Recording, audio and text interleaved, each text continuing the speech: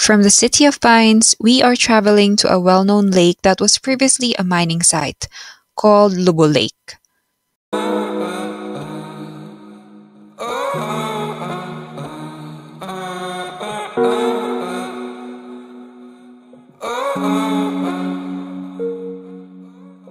Sa munisipyo ng Kibungan sa probinsya ng Benguet, matatagpuan ang tinatawag na Lubo Lake.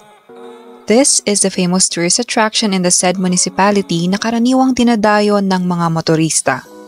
Aabot sa mahigit kumulang 2 oras ang biyahe papunta sa Lawa pagkagaling ng Baguio.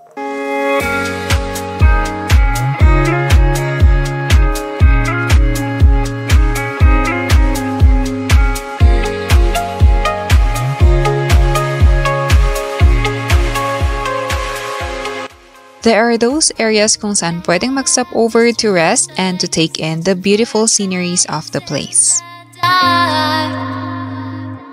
Losing myself in the endless memories of the end right from the start. You're an obsession in my head, I can't forget your eyes. May gas station na madadaanan sa Tublay Central at maraming kainan din kung sakaling gutumin sa daan.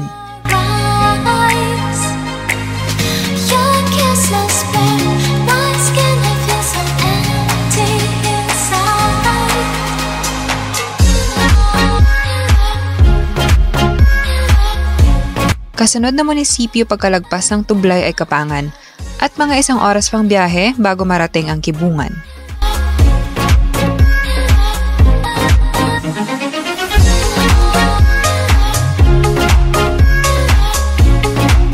Dito sa Kapangan matatagpuan naman ang Amburayan River, which originates from the Cordilleran Mountains at umaabot hanggang sa kapatagan ng Ilocos Sur. Pwedeng mag-picnic at mag-swimming sa ilog na ito ng walang bayad. Pinangingisdahan din ito ng mga lokal na naninirahan malapit sa ilog.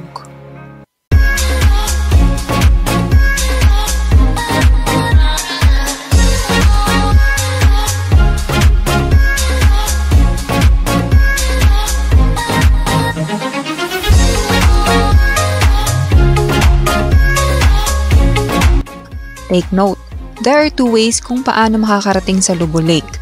Una ay ang sundin pa rin ang main road at ang pangalawa, around 2 or 3 minutes after passing by Amburayan River, susundan ang daan pa kanan para marating ang Lawa. We took the first option kasi hindi namin alam that time na meron palang mas malapit na dadaanan.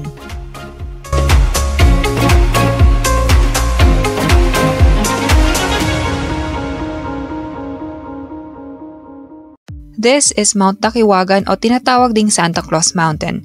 Kapag tiningnan sa malayo, makikita daw ang hugis ng mukha ni Santa Claus.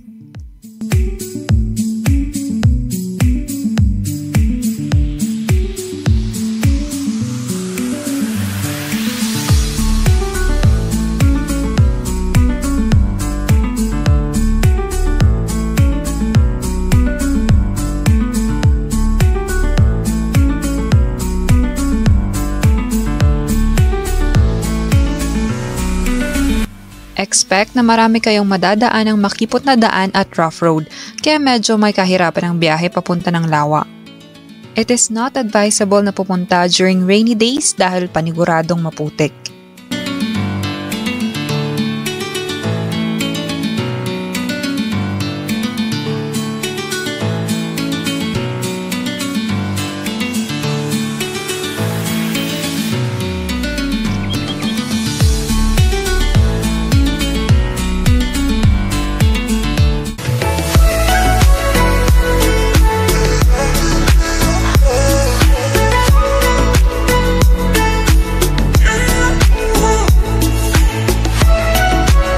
Lubo Lake is said to be the remnants of an old mining site at ngayon ay naging tourist attraction na nga.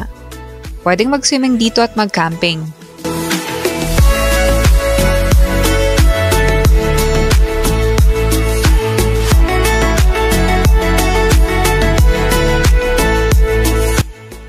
The place is very peaceful and perfect for de-stressing.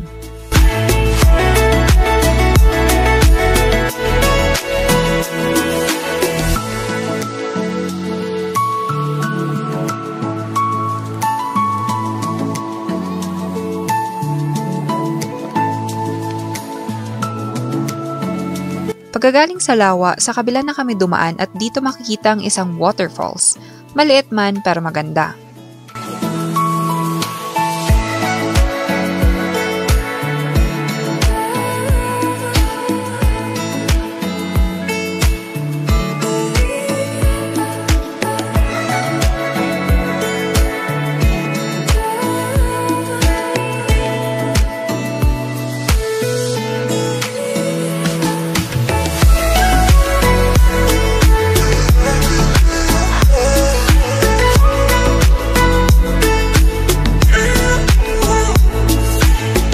For where to eat, we can recommend Le Pan Cafe and Restaurant na matatagpuan sa Tublay.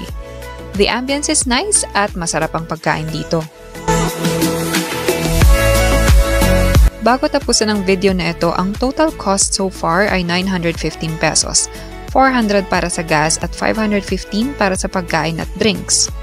So, for less than 1,000 pesos, mapapasyala ng Amburayan River, makikita ang famous mountain sa Kapangan, ang Mount Takiwagan, makakapag-relax sa Lubo Lake, plus makaka-experience ng masayang road trip dahil sa magagandang tanawin.